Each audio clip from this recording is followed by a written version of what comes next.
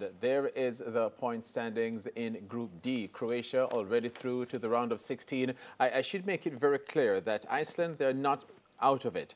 Nigeria and Argentina, they have a massive match at 1 o'clock on a Tuesday, but so too Iceland and Croatia, because Nigeria needs a draw, they are through.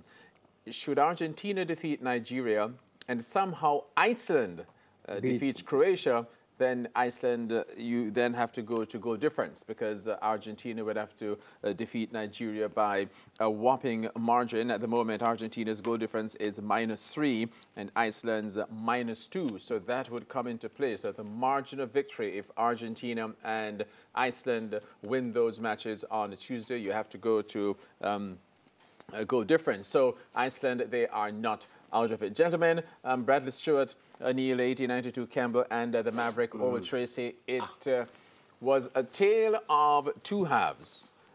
Nigeria, no shot in the first half. They came back and they won it 2-0. Of course, again, as I said, it's a good thing you're not the coach of Nigeria. So let me start there. The player you were, and I'm not picking on you, but the player you were, you have to take some beating. The player that you were advocating for got a minute.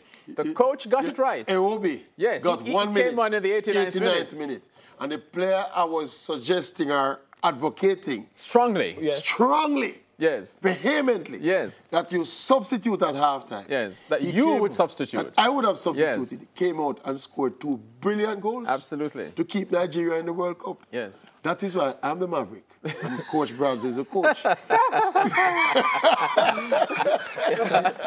but clearly, what were the adjustments made in the second half by either team? Because the first goal scored by Nigeria was on the counter. It surprised me. It's on the counter. It surprised me in the way that, because the Iceland team usually keeps its organization and its shape, that they were really caught out, although it was on a counter. All right. I think, as Coach Bradley was suggesting before we went off, you don't necessarily have to go to the bench to make adjustments. Adjustments can be made at the half, or you can just, learn from or you can keep your team. You can keep your team as is. I tell you about. I think what happened. I think the adjustment that came at halftime was Iceland went further up the park. I think they became more adventurous and more aggressive, and some more spaces were left behind. Or maybe overconfident. Absolutely. In search of 3 points. And Victor Moses, the man who I said had little change in the first half, had acreage of spaces to exploit. And from one of those fast breaks, the cross went over to the player I would have substituted, and he finished brilliantly. I have no teeth speaking to you at the moment.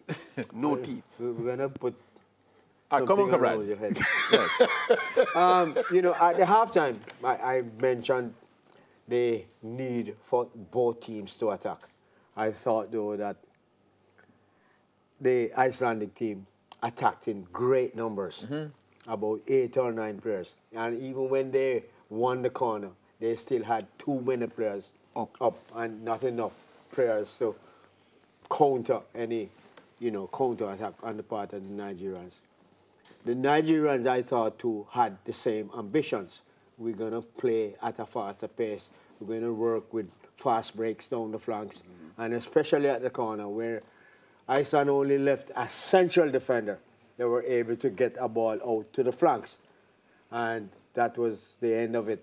Your player that you would have had on the bench ended up... Ahmed Musa. I'll never forget that name. A first touch, which was excellent, because the ball seemed to have been a little bit high, going away. Aimed for the on the outside of his foot, and got it down. On the half volley. Brilliant. Made a half volley there that didn't give the keeper too much chance. Excellent goal.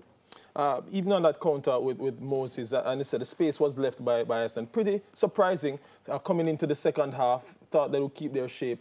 Had a number of bodies up, probably 4 persons across the line in terms of in the 18-yard box of the Nigerians, which was very surprising, But then on that particular counter-attack, Moses brilliantly ran up the right wing with the pace that he has, and Ahmed Musa, kind of ghosting. And the defender, though, a bit unfortunate for him, Ragnar Sigurdsson, he basically was lost in terms of his body shape, position, where the ball was, where the attacker was, did not know what was happening. And Musa brilliantly took the ball down and smashed it on a half volley. And just a brilliant execution by the Nigerian team.